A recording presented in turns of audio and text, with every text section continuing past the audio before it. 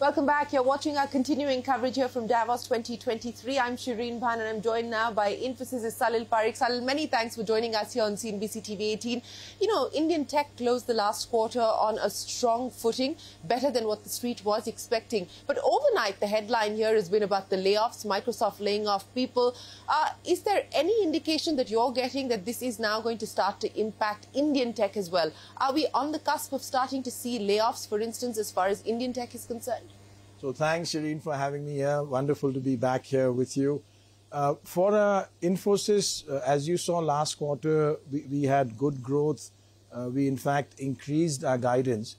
We're seeing two drivers for growth. One is the continuing work on digital and cloud, and I'll come to that. The second is much more on cost, efficiency, and automation. So we're seeing a real thrust on that as well. We believe we are well positioned for that. So from our perspective, we think the growth will continue. On the digital and cloud, there are some industries where we see some impact. For example, in financial services, in mortgages or investment banking, a little bit in retail, somewhere in the high-tech sector and so on. But for our own business and for both of these drivers, we see some good traction going ahead. So you don't anticipate that we are going to be faced with the possibility of laying people off as far as India is concerned in the tech space? For India, I don't know, but for Infosys, we are looking in good shape right now to drive this growth.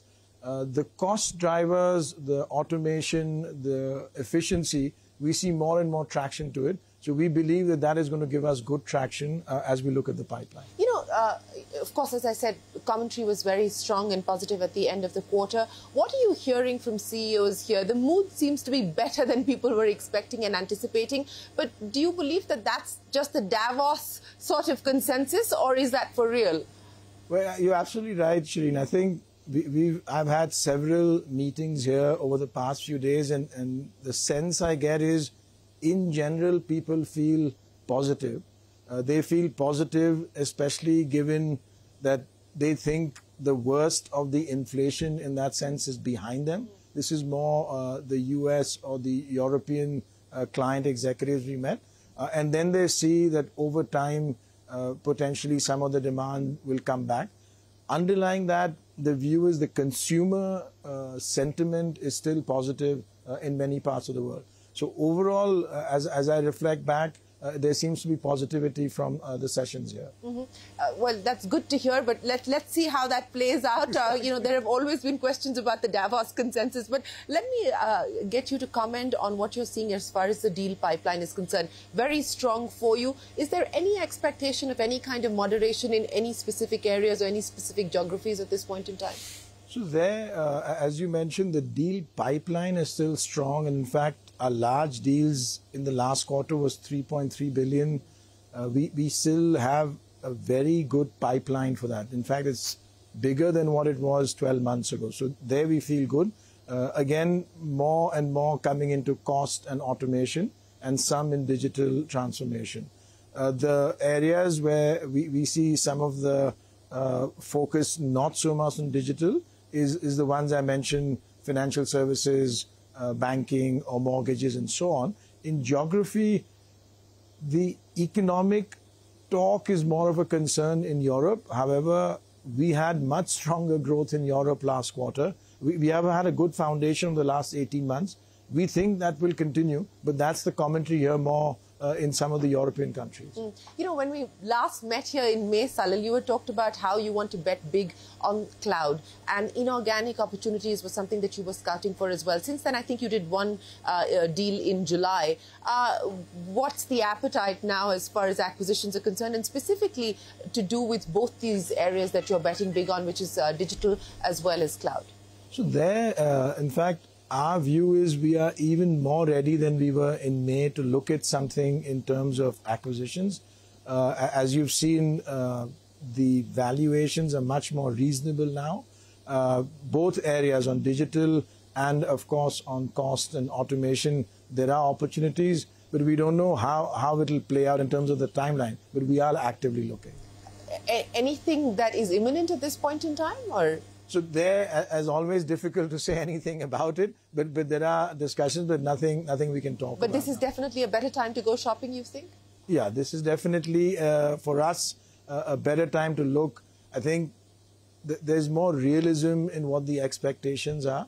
The view is more going to be how can we look at integration and cultural fit. You know, in terms of capabilities, Salil, where do you believe you need to maybe beef up capabilities at this point in time? And what are you also seeing in conversations, especially now with AI and the use of AI through ChatGPT becoming sort of real and up close, perhaps for the very first time?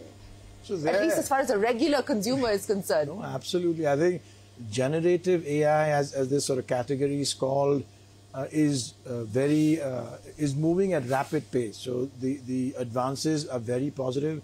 We've been fortunate to be associated with it for some years.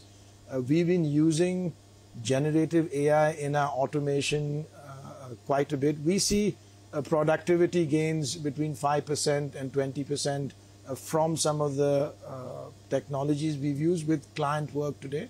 So we see a good potential for this. Is this going to be something that you intend to double down on? We've been quite focused on it. We will continue to do more with it.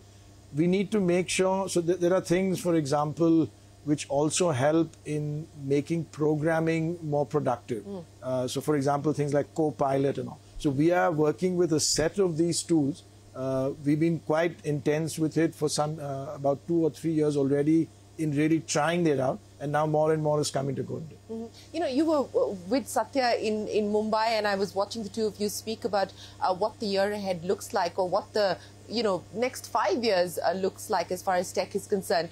And while there will be short-term hiccups, and I think that was something that Satya acknowledged as well, he said that the secular run for tech and digital transformation continues. So from a 5-year perspective, where do you believe Infosys is poised today? A lot of the work that you wanted to get done has now been done already.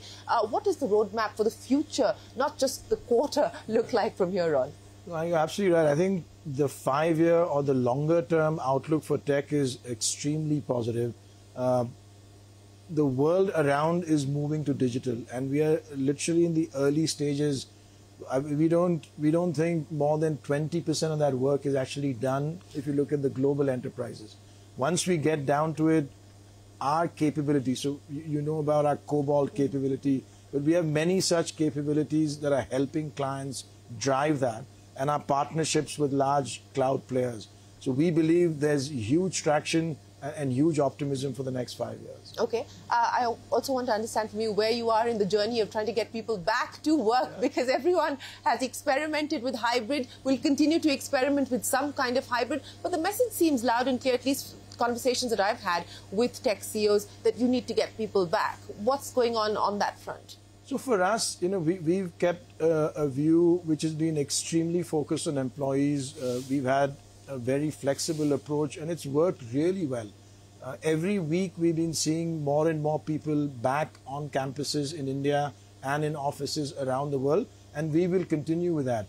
With that, we are seeing, I was at one of our food courts 3 or 4 weeks ago, just before the December break, and the sentiment I heard from our employees was, they want to come back because they want to connect with the teams. They also want the flexibility. And so we are making sure that we do everything that supports them.